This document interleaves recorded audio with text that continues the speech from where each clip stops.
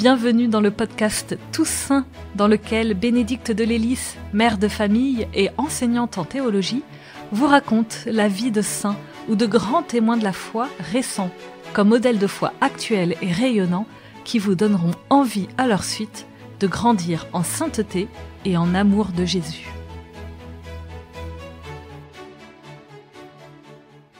Dans cet épisode, je vais vous parler du bienheureux Pier Giorgio Frassati. Son nom ne vous dit rien peut-être, comme il ne disait rien aux hommes et aux femmes de son époque. Cet étudiant, mort à 24 ans, n'avait rien d'extraordinaire. Alors, comment peut-on être béatifié alors qu'on mène une vie d'étudiant quotidienne ? C'est ce que nous allons voir.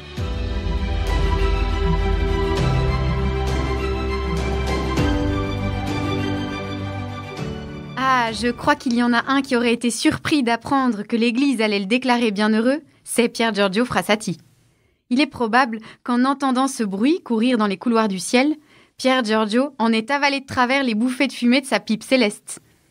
Il se sentait si misérable, Pier Giorgio, si pécheur souvent, plein de doutes, de combats, d'espoirs déçus quelquefois. Par exemple, en 1924. « Ce moment est difficile pour moi. La lutte est dure, écrit-il. Mais il faut quand même chercher à vaincre et à trouver notre petit chemin de Damas pour pouvoir y marcher vers ce but que nous devons tous atteindre. » La mort prend Pier Giorgio par surprise en 1925, à l'âge de 24 ans. En une semaine, il est emporté par une poliomyélite. Sa famille s'aperçoit de la gravité de la situation la veille seulement de son décès. Et Pier Giorgio meurt en pleurant tout le temps. La religieuse qui se tient auprès de lui la nuit précédente l'entend s'exclamer « Est-ce que Dieu me pardonnera ? Il me pardonnera ?» Et il poursuit dans un cri angoissé « Seigneur, pardonnez-moi, pardonnez-moi !» Ce sont les derniers mots qu'on entend de lui. Non, ce n'était pas une mort brillante et bien élevée, une mort spectaculaire, ni même une mort édifiante. C'était tout bonnement la mort, déchirante.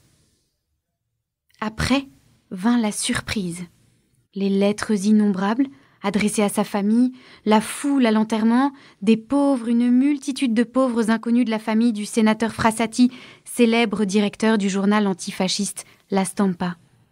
On écarquilla des yeux ronds, et saisi, chacun se demandait « Mais qui était donc ce Pier Giorgio ?» Nous connaissions un type sympa, qui aimait la poésie, la littérature, qui souffrait un peu dans les études ardues d'ingénieur à Polytechnique, un fameux montagnard, toujours la pipe à la bouche, effacé souvent, rigolo de temps à autre, un jeune homme un peu décalé, qui faisait parfois honte à sa famille d'ailleurs. N'avait-il pas demandé, à la fin d'une réception mondaine, où il était arrivé en retard et sans manteau, alors qu'il faisait un froid de loup, s'il pouvait emporter les fleurs ? Qu'avait-il bien pu en faire ? Si on l'avait suivi, on aurait su comment Pier Giorgio utilisait les bouquets dont on ne se servait plus. Il les déposait sur les tombes des pauvres. Et le manteau ? Il avait été offert sur la route à quelques miséreux grelottants.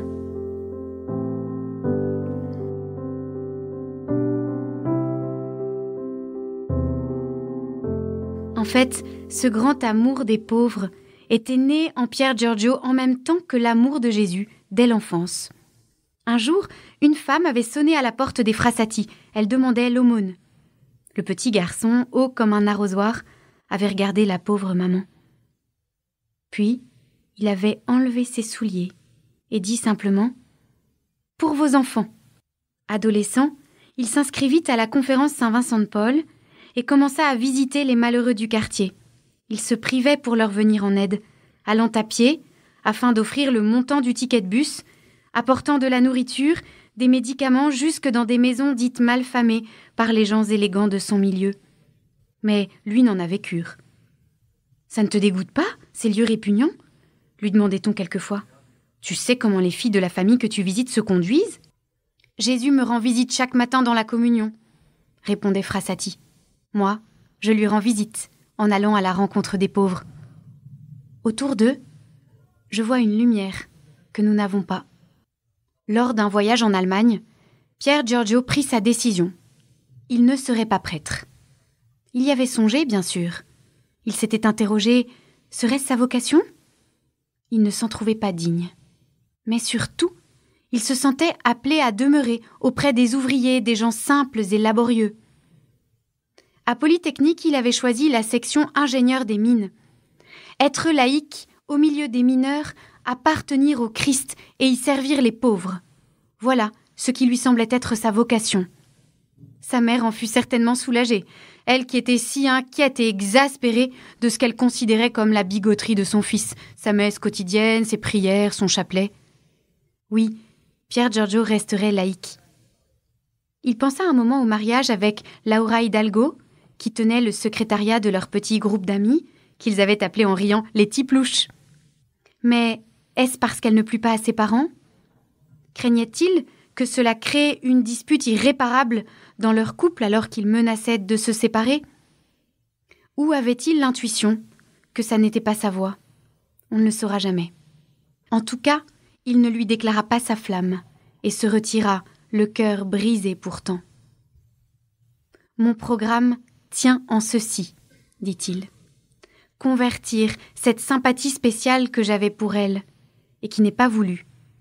Pour la fin à laquelle nous devons parvenir, à la lumière de la charité. » Et puis il ajoute, « Comme catholiques, nous possédons un amour qui dépasse tous les autres. » C'est cet amour qui embrasse Pier Giorgio jusqu'à la fin.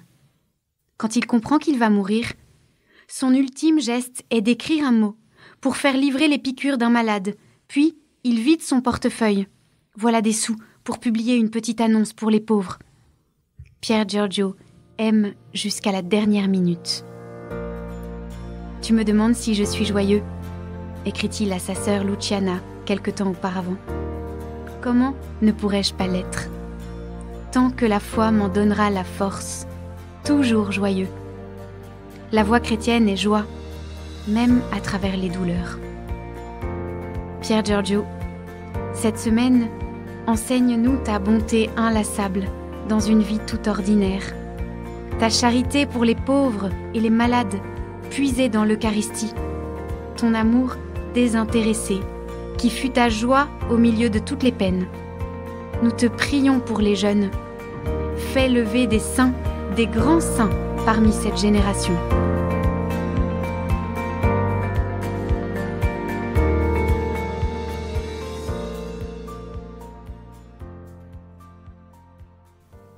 Merci pour votre écoute. Si ce podcast vous a plu, n'hésitez pas à le partager autour de vous et à laisser un commentaire sur les plateformes d'écoute et les réseaux sociaux, les podcasts d'EFC, pour faire bénéficier de ce podcast un maximum de personnes.